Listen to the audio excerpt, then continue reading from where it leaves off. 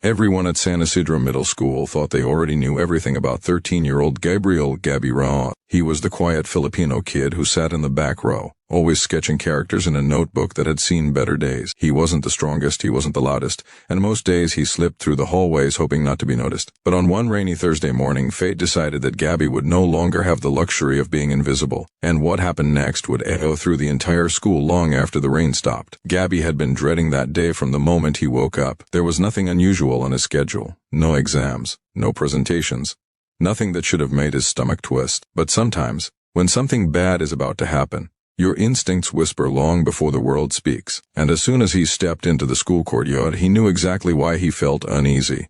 3 boys were waiting for him. They weren't the worst bullies the school had ever seen, but they were the kind who liked power, the kind who chose targets who wouldn't fight back. And Gabby, small, soft-spoken, and raised by parents who preached kindness above all else, was exactly their type. "Hey, little artist," Marcus, the group leader, sneered as he stepped into Gabby's path.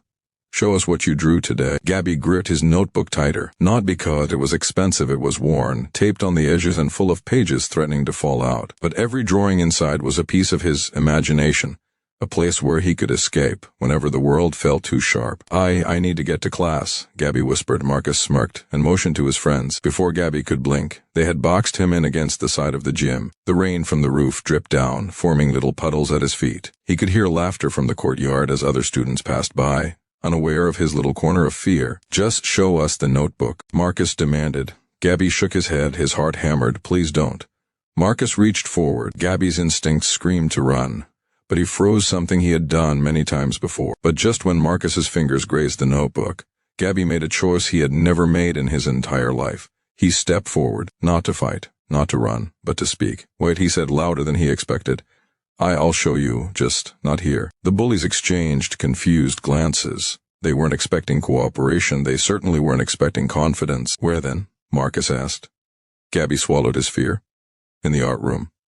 Marcus laughed. "What? You want to give us a tour?" Gabby shook his head again, this time steadier. "No. I want to show you something." His voice held something unfamiliar certainty. The bullies didn't understand it, but curiosity had a way of overpowering cruelty. With mocking gestures and exaggerated sighs, they followed him inside the school, down the empty hallway, past classrooms, all the way to the old art room at the end, the one the school barely used since the funds had shifted to sports programs. Gabby pushed open the creaking door. Inside, the room smelled like dust and memories. Canvases leaned against the walls, jars of brushes sat untouched, and the old ceiling fan clicked softly as it struggled to spin. Sunlight filtered through the single window, landing right on the makeshift mural Gabby had been working on every lunch break for the past 3 months. It was huge, a sprawling, colorful mural painted across the back wall, made with leftover acrylics no one else wanted. And in that mural, bright, hopeful, alive, stood dozens of characters. A girl with a violin, a boy with a science trophy, a kid holding a basketball, a small child planting a tree, faces full of determination, kindness, strength, and resilience. Children who looked like the diverse students who filled the halls every day. At the center stood a hero, not muscular, not wearing armor, not holding a weapon, but small, plain-clothed, and carrying nothing but a pencil in his hand. Above his head were the words, "Courage isn't loud." The bullies froze. "Did you draw all that?" one of them whispered. Gabby nodded, breathing hard, not from exhaustion, but from finally being seen. Marcus stepped closer, scanning the wall with a troubled expression. "Why'd you put that little guy in the middle?" Gabby hesitated. Then, with the same quiet bravery he'd used to lead them here, he answered honestly. "Because he's scared," Gabby said. "He doesn't think he's brave, he doesn't think he matters. But even people like him, small people, can do big things if they choose to."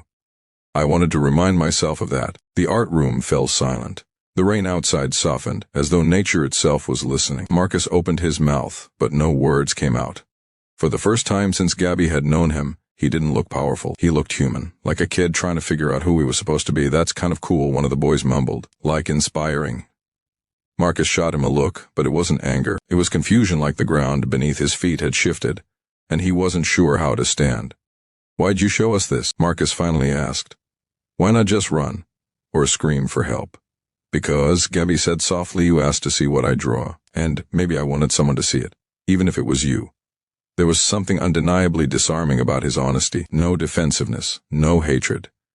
Just truth, Marcus exhaled sharply and looked away. We weren't trying to make you feel scared. Gabby raised an eyebrow, an expression uncharacteristically bold. Yeah, he said you were. The smallest bully laughed awkwardly. Marcus actually cracked a tiny smile before shaking his head. Fine, Marcus muttered, embarrassed. Okay, maybe we were. But this is actually kind of amazing. He looked at the mural again, at the little pencil-holding hero, and something in Marcus's face softened.